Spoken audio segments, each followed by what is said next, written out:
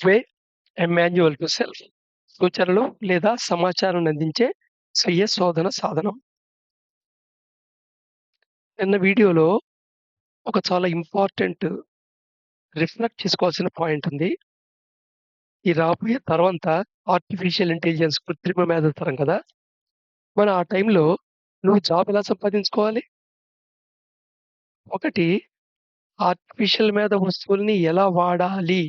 వాడటానికి మళ్ళా మనిషే కావాలి గదా!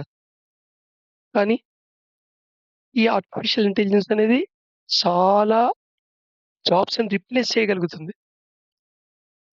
మరి నీ మనుగడ ఎలాగా? అది కొన్ని ఫీల్డ్స్ వరకు ఉద్యోగాలు క్రియేట్ చేస్తుంది వాస్తవమే. కానీ అంతవరకు ఎవరైతే కొంత నైపుణ్యం సంపాదించి కొన్నిటి మీద ఆధారపడి ఉద్యోగం సంపాదిస్తున్నారో వాళ్ళకైతే అవకాశాలు పోతాయి గదా! మరి నీ ఉనికిని ఈ ప్రపంచంలో ఉంచుకోవటం ఎలాగా? అనే దానికి సమాధానం కూడా ఉందక్కడ. సో, జ్ఞాపక శక్తికి మించి తెలివితేటలు వాడగలగటం. సామాన్యంగా తెలివితేటలనేది మీ జ్ఞాపక శక్తి పరిధిలోనే ఉంటాయి. వాడగలగటం అనేది. కానీ మించి మనం వాడగలిగే పనులేవైతే ఉన్నాయో అంటే, ఏ పనులకైతే జ్ఞాపక శక్తే అల్టిమేట్ కాదు. బియాండ్ దట్ ఉంటుందో, సృజనాత్మకత ఉంటుందో, ఆ ఫీల్డ్స్ మటుకు ఆర్టిఫిషియల్ ఇంటెలిజెన్స్ ఏమి చేయలేదు. రిప్లేస్ చేయలేదు.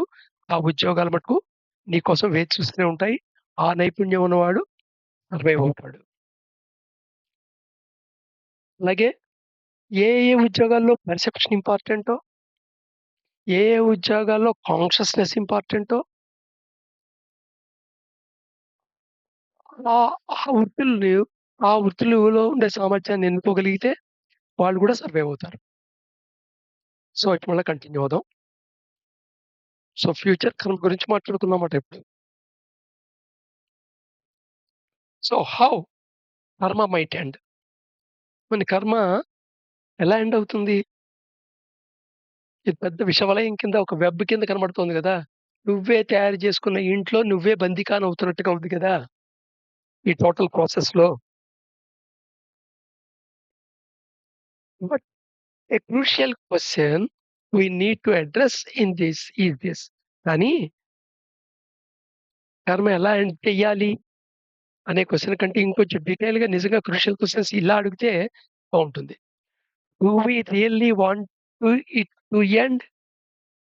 అసలు మనం నిజంగా ఈ కర్మ అనే కార్మిక్ మెటీరియల్‌కి ముగింపు పలకాలనుకుంటున్నామా లేదా?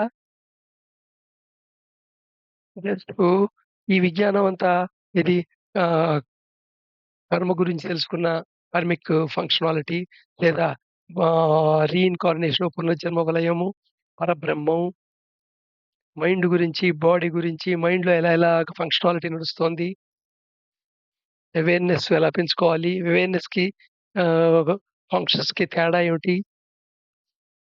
ఇవన్నిటి గురించి చాలా విషయాలు తెలుసుకున్నాం గదా! ఇప్పటిదాకా దగ్గర దగ్గర 440 వీడియోలో. ఇదంతా జస్ట్ ఎంటర్‌టైన్‌మెంట్ కాదు గదా!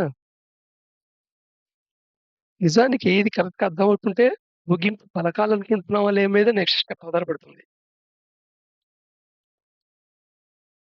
ఒక స్పిరిచ్యువల్ ఎంటర్‌టైన్‌మెంట్ కింద తీసుకుంటే మటుకు ముగింపు పలకాలనుకుంటూ అంటున్నామా అనే ప్రశ్నకి ఆన్సర్ మీ మనసే మీకు చెప్తుంది.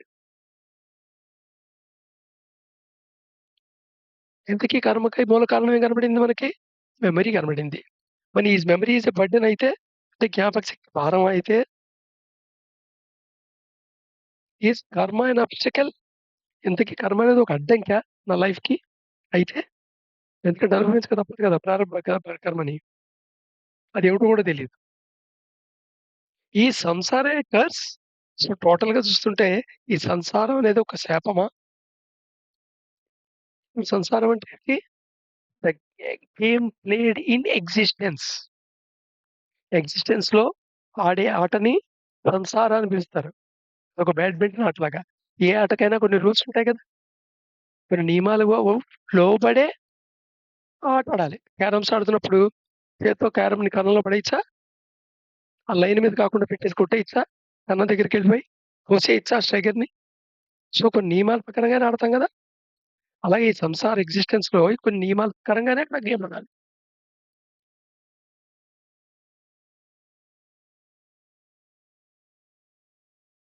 సో, ఈ డివైన్ ఫ్రాగ్మెంట్ ఎందుకు క్రియేషన్ నుండి ఇక్కడికొచ్చిందిరా బాబు!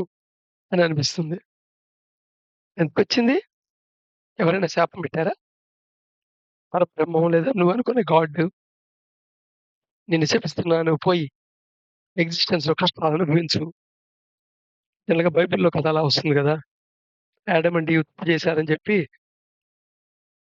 మొత్తం చెప్పి వాళ్ళని ప్రజలకి పంపించేస్తే వాళ్ళ సంతానమే మనంతా అని. ఓ రకంగా చెప్పాలంటే నువ్వు చేయని తప్పుకి నీకు శిక్ష ఏసినట్టే.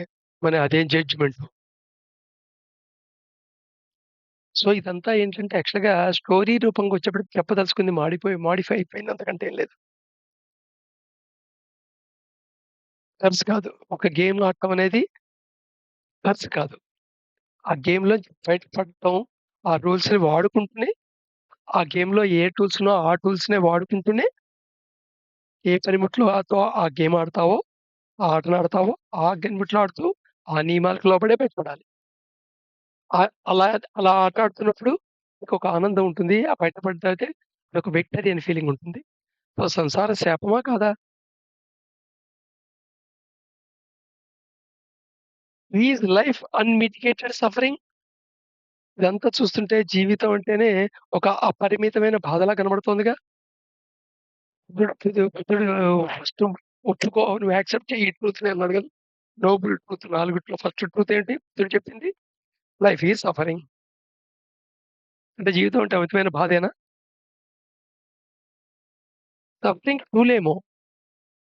సో, ఎగ్జిస్టెన్స్‌లో ఎప్పుడైతే సరే ఇన్వల్యూషన్ ఆర్క్‌లో ఛాన్స్ లేదు. ఎందుకంటే ఆ గేమ్ ఆఫ్ రూల్ ఏంటి అంటే మొత్తం 21 ఎటర్నిటీస్ అనుభవించుకుంటూ వెళ్ళాలి.